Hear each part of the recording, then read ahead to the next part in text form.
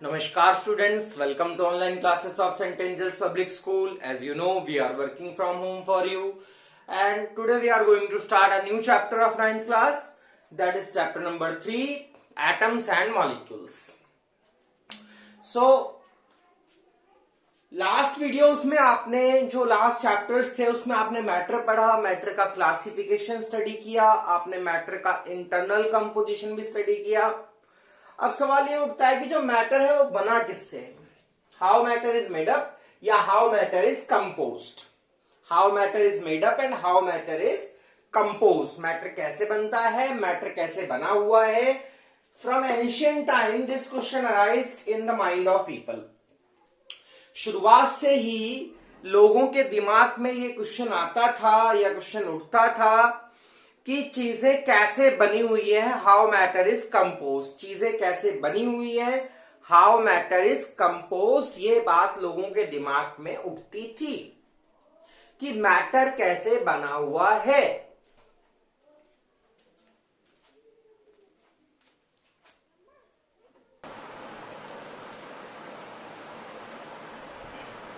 सो matter कैसे बना है, क्वेश्चन था how matter is made up, how matter is composed. ये सवाल लोगों के दिमाग में बहुत पहले से चल रहा था या उठता था कि चीजें कैसे बनी हुई हैं। तो आइए इस आंसर को समझते हैं कि चीजें कैसे बनी हुई है।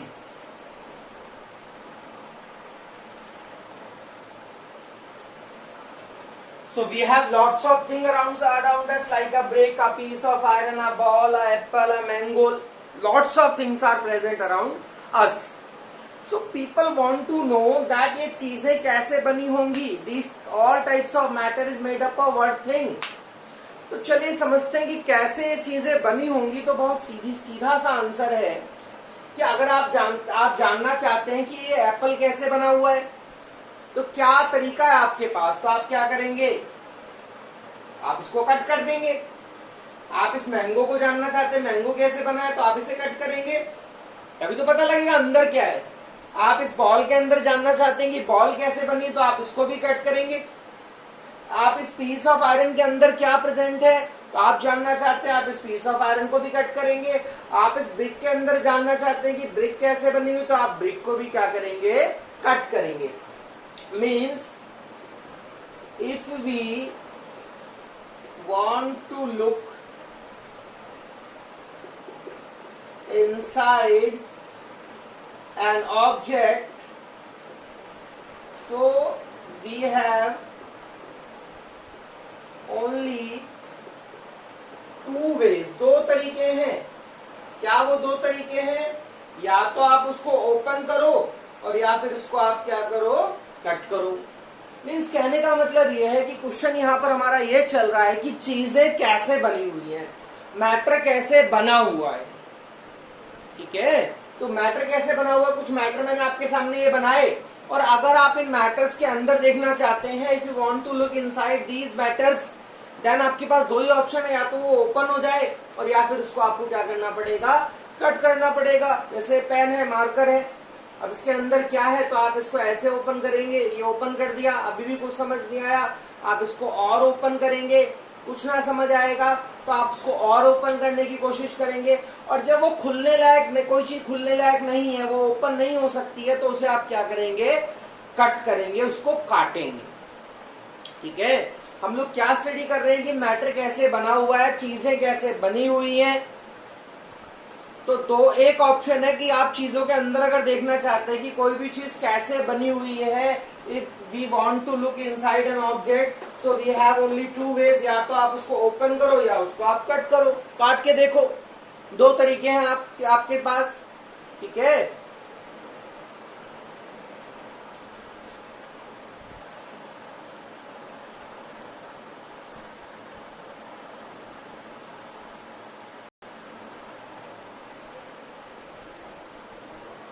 So to solve the mystery of composition of matter, यानी मैटर कैसे बना है, इस समस्या को हल करने के लिए, इसको जानने के लिए लोग जानना चाहते थे कि मैटर कैसे बना है। तो किसने वर्क किया, साइंटिस्टों ने वर्क किया। तो हमारे यहाँ इंडिया में किसने वर्क किया, महर्षि कणद ने।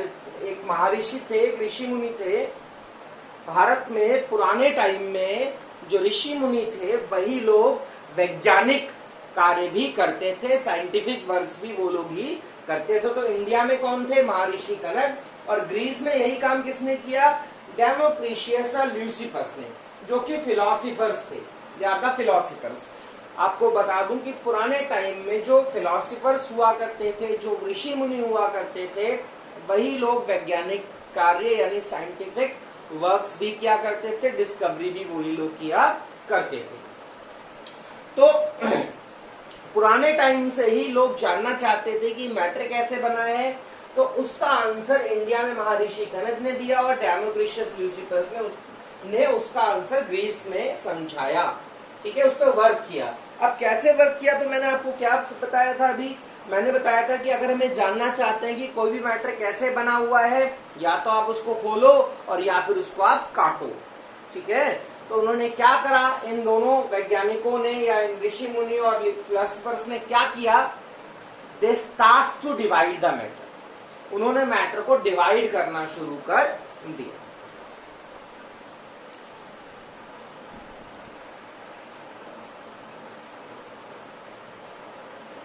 So to know how matter is made up, they start to divide the matter by cutting it. When they continuously divide the matter, after a time they get smallest, finest and indivisible particle.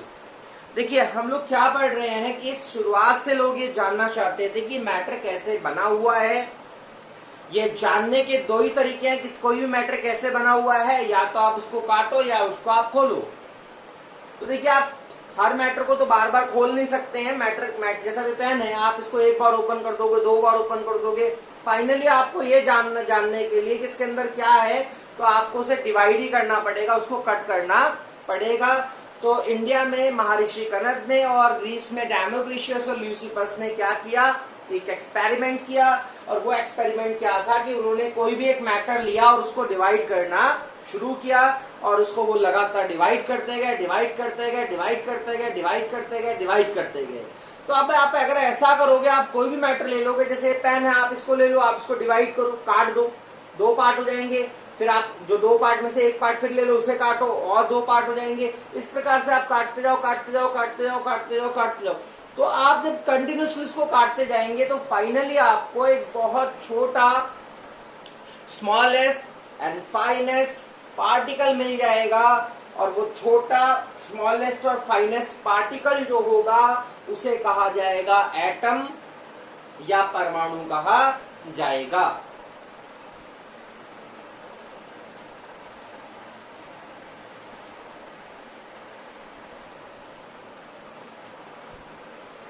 तो देखिए, उन्होंने क्या किया? एक matter लिया, उसको divide किया, दो पार्ट हो गए, उसमें से एक पार्ट किया, उसको डिवाइड किया, और छोटा हो गया। फिर उस पार्ट को डिवाइड किया, और छोटा हो गया, और डिवाइड किया, और छोटा हो गया, और डिवाइड किया, और छोटा हो गया, और डिवाइड किया, और छोटा हो गया, और डिवाइड किया, और छोटा हो गया। इस तरह से लगातार डिवाइड करते गए। और जब वो डिवाइड करते गए किसी भी मैटर को, तो उन्हें क्या मिला? They finally get a smallest, indivisible and uncuttable particle.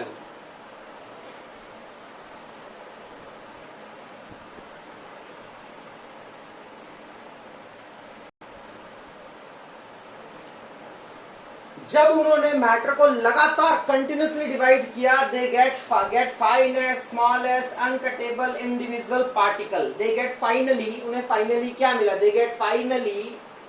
या आप भी अगर कोई आप जानना चाहते हैं पेन कैसे बना है, आप इसे काटते जाओ, काटते जाओ, काटते जाओ, डिवाइड करते जाओ, लगातार डिवाइड करते जाओ, तो आखिरकार फाइनली आपको क्या मिलेगा? इस पेन के अंदर फाइनली आपको एक फाइनेस्ट, स्मॉलेस्ट, अनकटेबल, फाइनेस्ट मतलब बहुत बारीक, बहुत छोटा, अनकटेबल जिसे काटा ना जा सके, इनडिविजिबल जिसको आगे डिवाइड ना किया जा सके।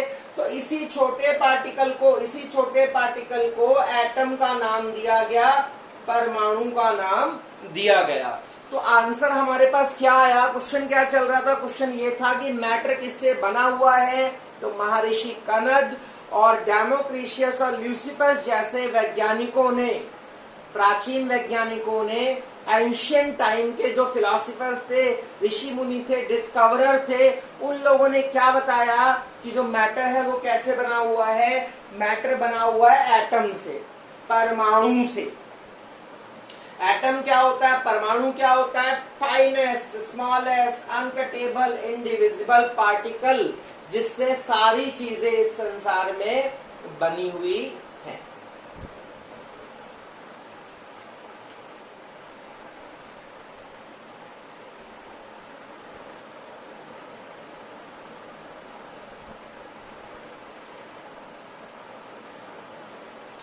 So क्वेश्चन था how matter is made up, all types of matter is made up of atoms. देखिए हम स्टार्टिंग से इस वीडियो में यही पढ़ने की कोशिश कर रहे हैं कि एटम मैटर किससे बना हुआ है।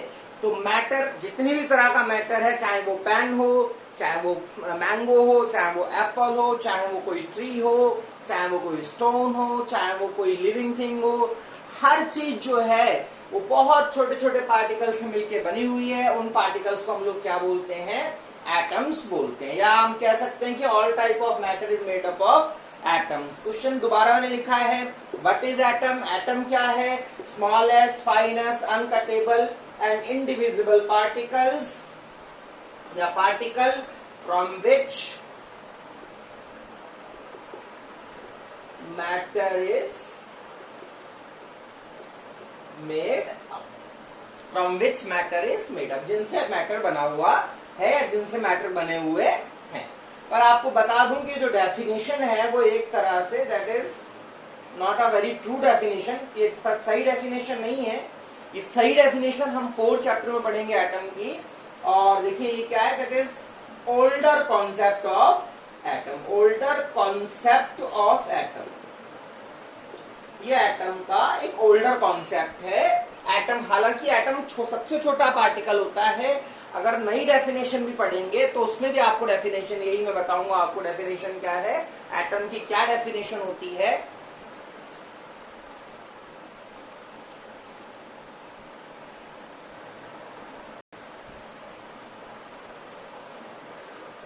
What is atom?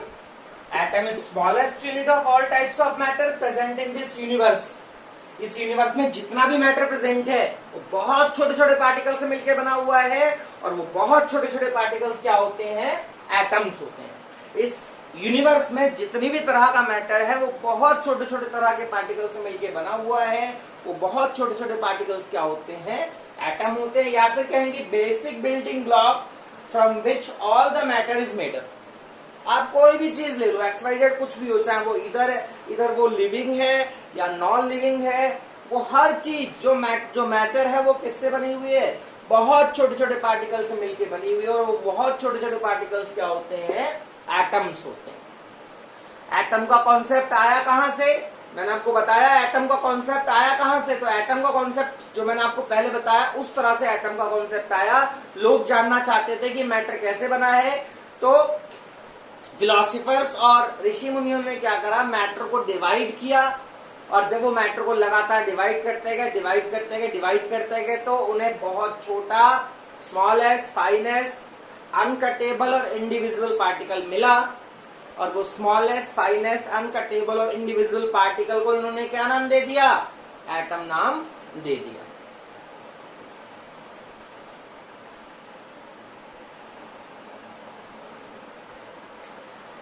So from where we get the word atom? ये एटम का शब्द आया कहां से? एटम ही क्यों रखा गया? कुछ और नाम क्यों रखा गया छोटे पार्टिकल का? छोटे पार्टिकल का नाम एटम ही क्यों रखा गया? तो देखिए ग्रीक भाषा में एटम शब्द आया एटीमियो से, एटीमियो। तो जो एटीमियो है, एक्चुअली एटीमियो में ए हम छोटा लिखेंगे, एटीमियो का मतलब होता है अनकटेबल। एटीमियो का मीनिंग ग्रीक भाषा में होता है अनकटेबल। तो एटम भी क्या है? अनकटेबल है। तो जो अनकटेबल पार्टिकल जो मिला, जो छोटा पार्टिकल मिला, उसे फिलोसोफर्स ने क्या नाम दे दिया? एटीमियो से ही उसको नाम पड़ गया एटम। और हिंदी में एटम को कहा जाता है परमाणु। और परमाणु क्यों कहा जाता है? परम चीज, परम का मतलब हुआ एक्सट्रीम।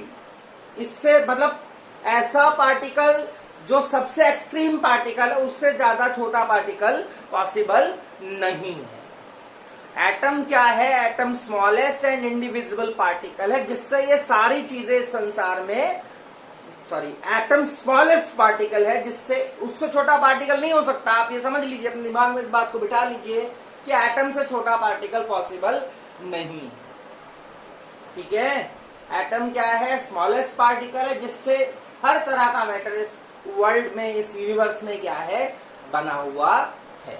आई होप आपको समझ आया होगा एटम का कॉन्सेप्ट। और फिर एक लाइन और जोड़ना चाहूंगा कि एटम, पुराना कॉन्सेप्ट क्या है? इंडिविजिबल नहीं है एटम, सॉरी, पुराना कॉन्सेप्ट जो एटम का है कि एटम इंडिविजिबल है, एटम अनकटेबल है, that is a wrong concept. New concept हम नेक्स्ट चैप्टर में पढ़ेंगे एटम का। बाकी यदि एटम के बारे में इतनी बात जान लीजिए कि एटम सबसे छोटा पार्टिकल है, उससे छोटा पार्टिकल पॉसिबल नहीं है। और जितनी भी तरह का मैटर इस संसार में है, वो सारा का सारा मैटर जो है वो छोटे छोटे पार्टिकल से मिलकर बना हुआ है, और वो छोटे छोटे पार्टिकल्स क्या होते हैं? एटम्स होते हैं।